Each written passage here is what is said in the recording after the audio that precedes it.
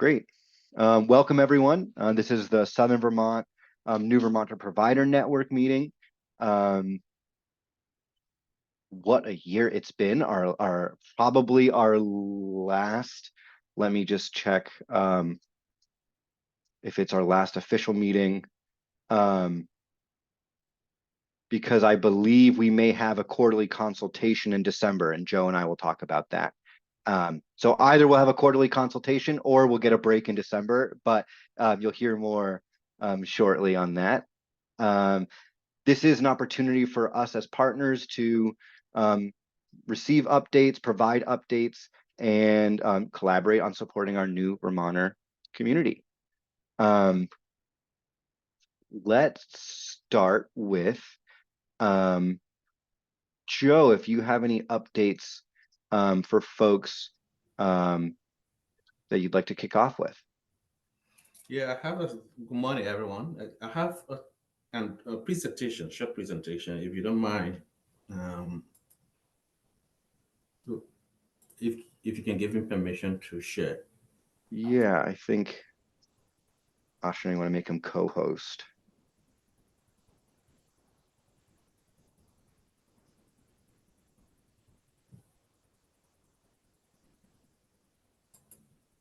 Great, give it a shot, Joe. Okay.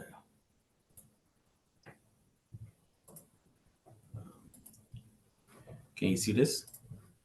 Yep. All right, good morning, everyone. My name is Joe, the director of ACDC. So this is just an update, and this update includes both Brattleboro and Bennington, and my focus is on arrivals. Um, so the total arrival for this calendar year, and sorry, I have only Brattleboro up there, but it's both Brattleboro and Bennington, but I will start with Brattleboro now. From January to November, we have 158 arrivals for both Brattleboro and Bennington. Bennington is 40 and Brattleboro is 118. This quarter, which is the quarter of July 1 to November 16, Brattleboro and Bennington, we have a total of 102 people that arrive. And just being specific on Brattleboro, Brattleboro is 62 arrivals from July 1 to November 16. And the breakdown of that is 25 Afghans, 16 Congolese, 21 Eritreans. Last week for Brattleboro, we received additional 6 people that is not counted in the number I just talked about, and a family of 4 and a family of 2 from Eritrea. Tomorrow also we expect a single arrival from Eritrea. From Brattleboro, we also had out migration. A total of 14 people left to go to other states. 2 families of 3, 6 people all from Afghanistan out migrated to Missouri. A family of 5, husband and wife and 3 kids, also Afghans out migrated to Texas. In December, a family of 3, husband and wife, and their Eritreans will be out migrating to Washington State. So we expect by December to have a total of 14 people going to other states. For arrival for next month, which is December, it's usually slow down during the holiday month. So we only have total arrival of 4 people, and we don't expect arrival until probably the end of January. But things change around, so this is just assumption. It could change anytime. They could tell us people are arriving, but from experience, usually around the holiday season, we don't have arrivals. Bennington arrival update: we have 40 arrivals, 32 Afghans and 8 Congolese. For Bennington out migration, we have 3 cases, 8 people. They are all Afghans and all migrated to Missouri, California, and Maryland. And next month arrival for Bennington is also a family of 4 from Afghanistan. Languages we continue to see among the population coming to Southern Vermont is still Pashto and Dari, Tigrayans, and Swahili. Now, Lingala, and French. Those are the languages we're seeing happening. All of you may know also that our motto is temporary housing on SIT campus. So I just want to give you an update on that. For SIT, we currently have 63 refugees residing on SIT campus. And the breakdown is the different houses they are into. So we have the Genway 15, Gamble 10, S-Wall 14, Bolton 10. And these are all different dormitories that they live in. Services on SRT campus, employment assistance that goes on. We have intake interviews there, cultural orientation, initial housing and personal safety orientation, enrollment and medical assistance continue there. Enrollment into full STEM social security, enrollment of minors into schools, selective services registration, case management intake, benefits enrollment, housing navigation are all centralized now at SIT. Even though sometimes we bring them down to the office to do these intakes, but most times it's also done at SIT. And we know that other providers now go to SIT since everyone is most of the refugees are stationed there. All the buildings that I just mentioned on SIT have a shared kitchen, so refugees are cooking for themselves. The average stay, because of the housing shortage we have, is now 3 to 6 months or more. There is the local bus run for refugees to attend EL classes at MCC. And we really, really thanked BDCC and the bus system that really, coordinated that the schedule has now. We have at least frequent bus services going to SIT. There is also a Friday grocery shopping and food bank bus run by ECDC staff. I just want to mention here that the temporary stay in SIT is still paid for by the state of Vermont. There is ongoing discussion for continued funding for that. But due to current housing crisis, and as long as we have funding, we will continue this model for the next few years, except things change. So far, this is the update from me. Thank you so much. And I stand for any question you may have for ECDC. Thank you. Great. Thanks, Joe. Any questions? And Matt was wondering if you could share this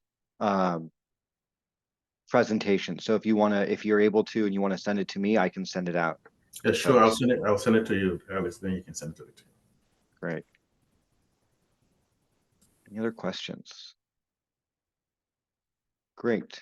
All right. I'd like to move on and offer. I see Tracy's here. Tracy, if you want to provide a statewide update, you and or Allie. Sure, this is Tracy. How are all of you? Hope you're doing well. I don't think I have much in terms of a statewide update. There's not a lot new happening right now. As you know, we're similar around the state in terms of the housing issue. We're doing transitional housing in your area, and then in the north with USCRI, especially in Chittenden, they're also doing short-term housing, primarily in motels, hotels, or Airbnbs for some of their folks. In Rutland, they are able to get people a little more directly into housing. So that continues to be the theme, trying to figure out how we can manage all of that. But other than that, one more update. We do have, while it's not run out of the refugee office per se, because we don't have federal funding for it, we do have an asylum support program starting. Money was given to the refugee office through the state, was allocated through the legislature. And that program will start in January. We're just finalizing the execution of a contract. In a nutshell, we have about 7 or 8 small organizations that help asylum seekers around the state. And there will be a small grants program to those organizations, to that current network, so that they can continue to support people and hopefully support a few more people. We're getting a lot of folks coming into the state, either as asylum seekers or under some other status, not through regular refugee means, either coming across the border as border crossers, showing up from other states, and there's really no system. So this is an effort to start very, very minimally, baby steps, to at least understand the scope of what we do right now and to try to gather some data through that. And that support will be there for about 1.5 years as per the legislated funds available. Not sure what will happen after that, but that is occurring now. And then in your neck of the woods, although I don't know if actually it's in your neck of the woods anymore, the Vermont Asylum Assistance Program, I think it was born out of CASP. That might be situated in Chittenden now. They will be taking on a role of legal coordination for asylum seekers, obviously based on limited to their capacity, but they will be supported starting in January to provide a little bit more coordination around that. So when folks show up, if they're routed to that organization, they can determine whether or not there's anyone who might be able to assist them in finding us, submitting an asylum application and preparing one, based on the pro bono capacity or others. So that's, I think that's all I've got right now. Thank you. And happy to answer any questions. Thanks. Yeah, Tracy, one question I had is, do you know who's running the asylum seeker legal aid project statewide? The so the VAP? one that I just referred to, the Yep. Vermont Assistance, the Vermont Asylum Assistance Project. Yes. Yeah. They are their own organization now. Okay. And so do they have an executive director or? Yeah, Rebecca, what's her last name? I don't have it in front of me, Okay. but she was already with them. So if you were already familiar with working with CASP, and she was part of that. So I don't know if she's their director. I think she's the chair of their board. So I think they're hiring a director now who will start in January. Okay. Yeah. Yeah. Well, so, but we did not have much engagement with VAP while CASP was operating in Southern Vermont for whatever reason. So any information on like names, if you don't mind emailing me that, because the BDCC is likely to undertake some legal aid work through our Working Communities Initiative starting in January. Yeah. Of course, we will not be providing any legal advice, but trying to build capacity locally for all immigrant legal services. And so just making sure we're not duplicating anyone's efforts is going to be an important part of that. So that sounds great. Yeah. They don't start till January. So I'm going to hold a little bit just on putting it out widely, but for coordination purposes, definitely, get the contact information to you earlier so you can think through what your design is given what Rebecca's doing. And if connection is tricky, maybe I can even just set up a meeting, maybe with the two of you and maybe even with the lawyers at AALV and USCRI, just so you all know what each other's doing. Because I think they're all doing a little bit of that in some way. I mean, they've all got pro bono networks as well. So might be helpful for you guys to have a lay of the land. Well, I mean, we know Nathan well, and the problem is there aren't enough of him. And I think that's really the problem we're trying to solve. But anyways. Yeah. So you're talking about capacity building, and that's part of this work too. So yeah, I think it'll be good. And also the newly developed, there's a new Afghan assistance organization called the Vermont Afghan Assistance Organization, I think. The Afghan Alliance, and they have just received federal funding, and they will also be receiving funding through my office. So that's another organization that's going to be providing support to Afghans, but they may be doing a little bit of kind of legal rights work as well. So there's kind of a few folks in this arena, so it might be helpful.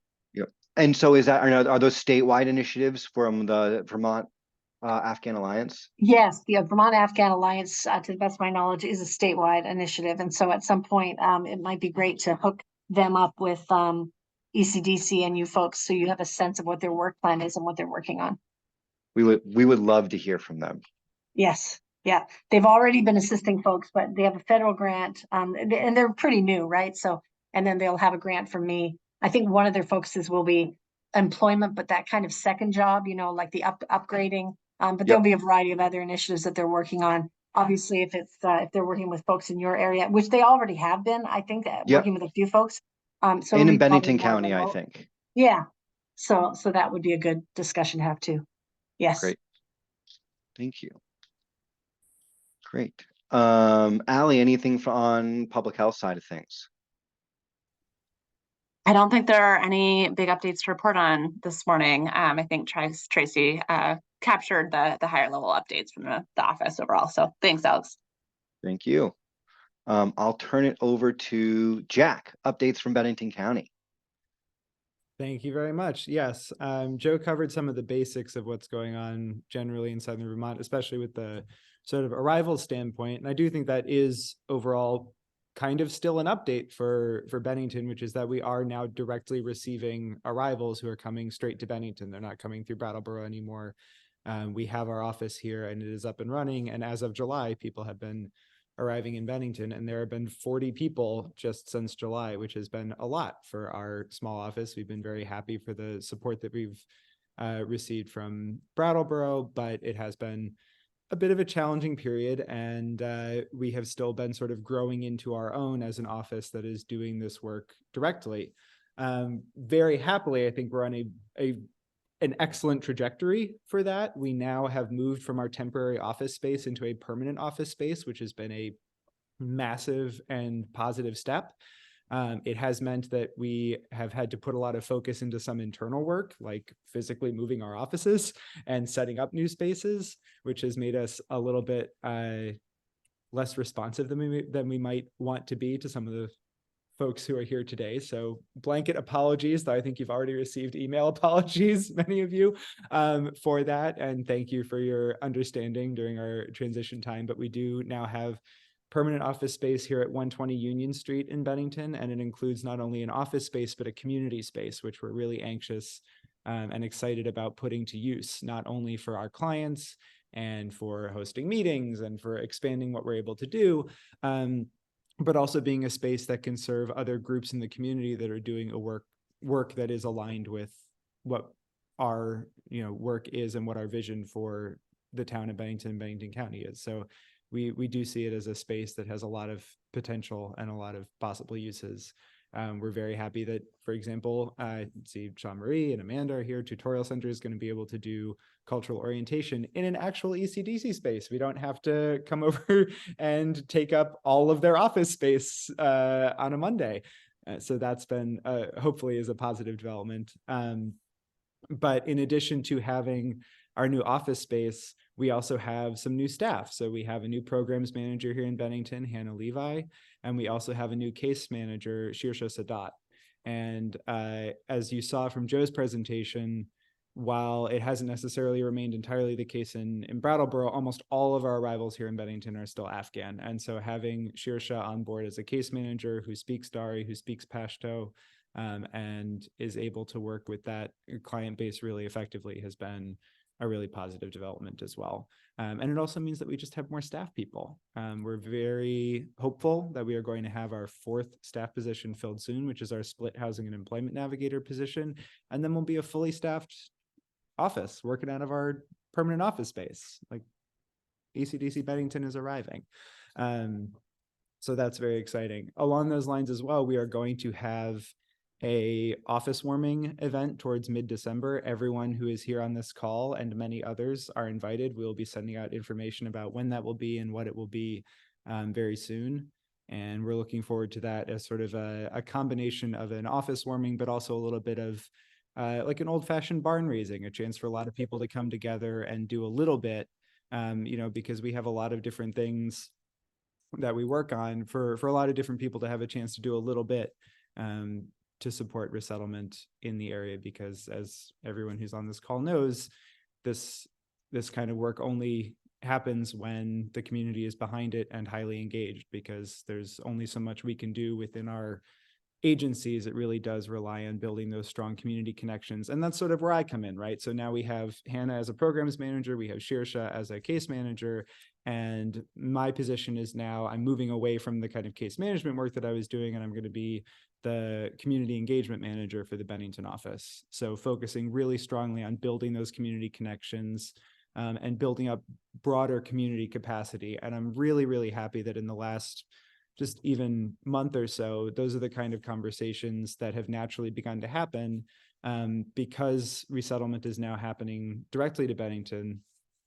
There are quite a few people who've been heavily involved, for example, Adam and AHS or our local school district, who are looking not only at how to serve the needs of folks who have currently arrived, but also thinking proactively about the fact that resettlement is an ongoing process. And how do we build knowledge? How do we build systems that can support not only the folks who are here now, but also are ready to bring more people to Bennington and have them feel, welcome and have a lot of services at their fingertips as soon as they arrive. So that's where I'm putting a lot of my energy now. And I'm very excited about it. And so I mentioned the schools. We have a couple of longer term projects in the works with them. I've also been working with our local library. I think on Joe's list of languages, we do also have Kinyarwanda here in Bennington. We have a Congolese family who've arrived. So make an edit quickly before the presentation gets shared with Matt to include Kinyarwanda. But that, yeah. So yeah, building out those relationships. We made language learning a part of the library's summer reading program this year. And that was something where, again, those are the kind of programs that directly address something that is a major sort of concern for our clients, but it was something that people throughout the Bennington community found a lot of value in. We heard from the children's librarian that they'd never had their language books checked out so much in a summer because they had weekly language learning challenges around saying, hello, how are you? In as many languages as you could learn, you'd come and talk to a librarian and that would count towards your summer reading credit. So those are the kind of projects where we can work on building a community that just has sort of, a multicultural view just as part of the way the community operates without it having to always be this specialized response to new languages or new groups of people who are coming in. The two areas, well, there's sort of three areas, I guess, of greatest need, and they're the ones that you'd expect. But just want to quickly mention how they're kind of working here in Bennington, which is that we don't have temporary housing here in Bennington. We have used the temporary housing at SIT if we absolutely have to, but for the most part, we are working to identify housing, apartments and homes for people when they arrive. That is incredibly challenging. And, for any of the Bennington folks here on this call, if you hear of anything, let us know. Because as was mentioned, there's a family of 4 who are going to arrive in early December, and we're on the lookout for a good home for them. But in general, not only that, but again, working with folks who are here in Bennington to think about what are some more permanent, long-term, larger scale housing solutions that, again, help solve, our kind of challenge of finding housing for refugees, but also maybe help lower the barrier of entry to housing for more people throughout Bennington County. Kind of the same story for employment. We have a lot of conversations with a lot of volunteers, especially, who talk to us about how many help wanted signs there are and how they're working with families who are still trying to find jobs, even people who are trying to find that first job. And so we're also doing a lot of employer outreach and a lot of direct work with folks to help support any, bridging of language barriers. But we're still in the early stages of building that capacity here. And it's really nice to hear about the work that's going into finding people second jobs, because we are starting to do some of that work now that we have folks who've been here for a little bit longer. They are looking for that second job. And I guess the last piece is on healthcare. I think we all know the challenges of finding primary care for not only our clients, but probably ourselves. And we've been really, really fortunate to have a doctor here in Bennington who's doing domestic health assessments for us, but consistently trying to make sure we have capacity, again, because her practice will fill up at some point. And then we need to figure out not only where will those health assessments be done, but where will people find primary care. So that's sort of the general update from Bennington. Basically, things are on a positive trajectory, and we're figuring out how to better build these sort of longer term systems while still being as reactive as necessary, let's say, to the things that come up in the day-to-day of the work. And I'll be happy to take any questions.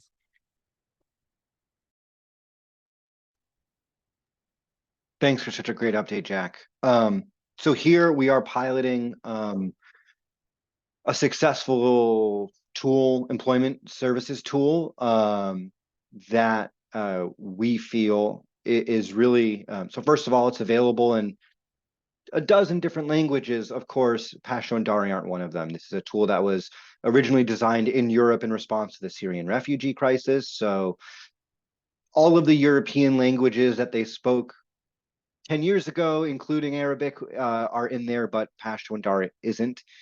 That being said, it may be a really great tool for folks who have some English proficiency and are looking for second jobs. So that's something you and I can connect on because we're in the same position. The first job is a very different kind of series of supports, conversations, and work than someone's second job is. So let's connect on that to see if there's any folks in your neck of the woods who would benefit from that. Does it have Persian by any chance? It doesn't. So that's the hard part. It does have Arabic, Spanish, French, and many other languages like Polish. But so that's really the biggest challenge we've had is having it be accessible from the language perspective, not from it being valuable.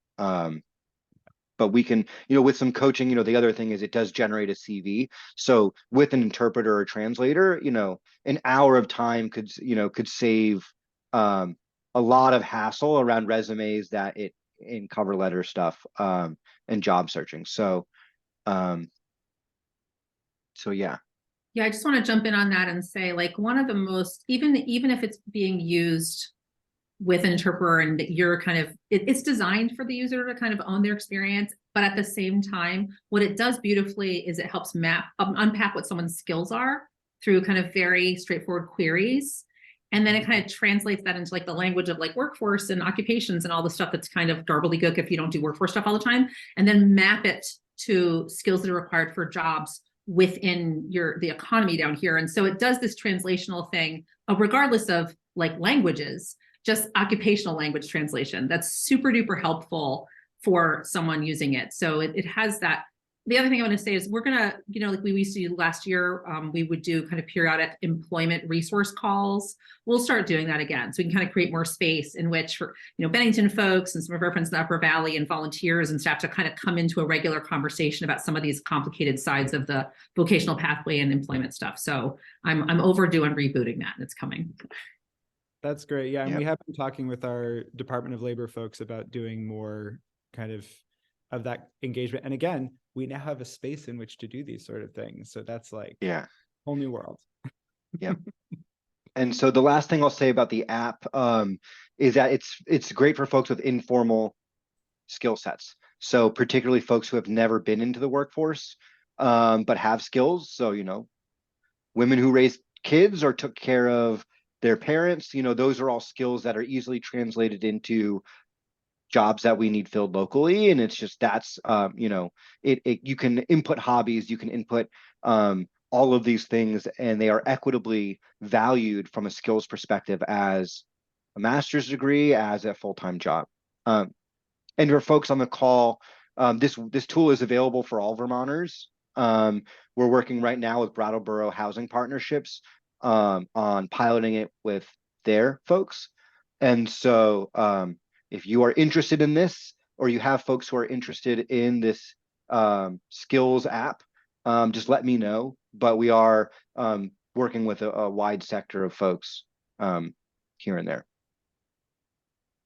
Also, I'd just like to say that the tutorial center, if we ever get to our new space, will be neighbors with ECDC, in that they are literally right next door. Like the doors are 20 feet away from each other. Yeah, we used to be directly next door to each other for a short period of time. We won't be, but we'll be together again soon. It'll be okay. Yeah. Cutting down on, you're solving transportation challenges, in creative ways, and that we appreciate that, of course. Exactly. Yeah. Any other questions or comments? That's what I had on the agenda. I think, let's see. I know, Yvonne, I know you are running an initiative. I want to provide you a chance to share if you are prepared to do so. Yeah.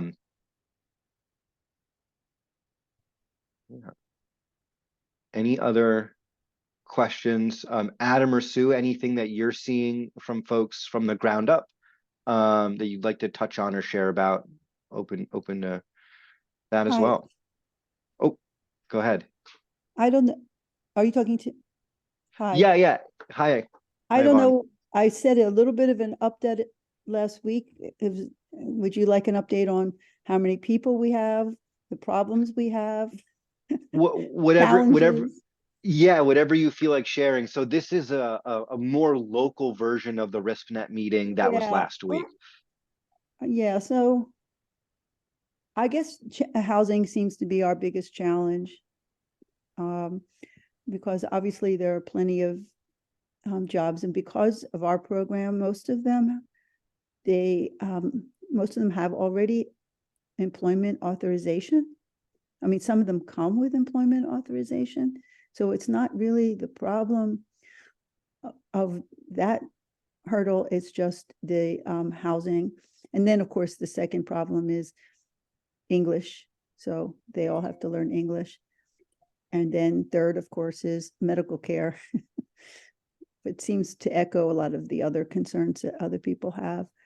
And then in terms of legal issues, you know, some of the work I've actually done myself for them, but on the whole, we would prefer, you know, that we try to help them, direct them toward other legal organizations to help out with asylum. That's their main concern.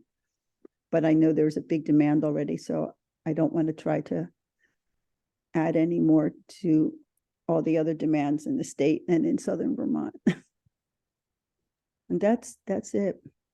No, that's a great update. I mean, I think that it's great to know where the needs of your folks align with everyone else's. So we know more housing is going to, you know, everyone will benefit from more housing. Yeah. So the people we have in Bennington, the only reason we have them there is that the employer in Manchester had a business and they hired them and they also gave them the housing.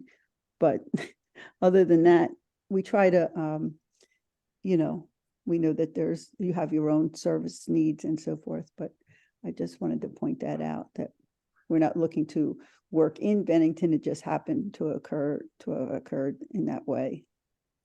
But Great. There's 5 people there.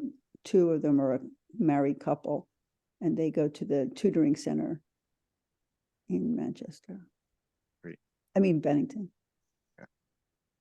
Well, thank you. Yeah. So as things arise, you know, if there's ever a need for your folks specifically or generally, this is a great place to share it because, you know, Yeah.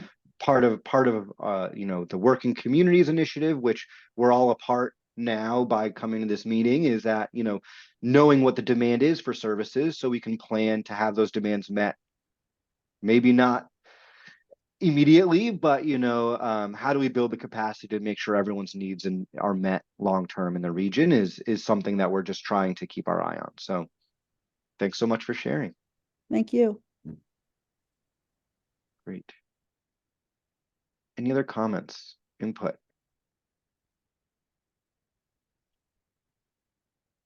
Great. So Joe, just to check in, so is December still the time that we'll host a community consultation? I have on the 18th. Yeah, with holidays coming, at least I think we should put it for probably in January. We can talk about that. I think January would be best. Yeah. The end of January. I don't know when is our next meeting in January. Yep. So it would be around January 15th, but so yeah. So what I'll say for now is that we won't be meeting this December, and that the next time you hear from us will be this community consultation, which is a larger group, and it's more structured review of a longer period of time and looking forward as well. So you folks can expect that invitation sometime in December. Great. All right. Well, thank you so much for everyone's time. Congrats to Bennington on the new space. Great to hear, you know, some great things happening in both communities. So thanks for coming, everyone, and we will see you all soon. Thank you, Alex, for hosting. Much Thank you. appreciated. Thanks. Thanks.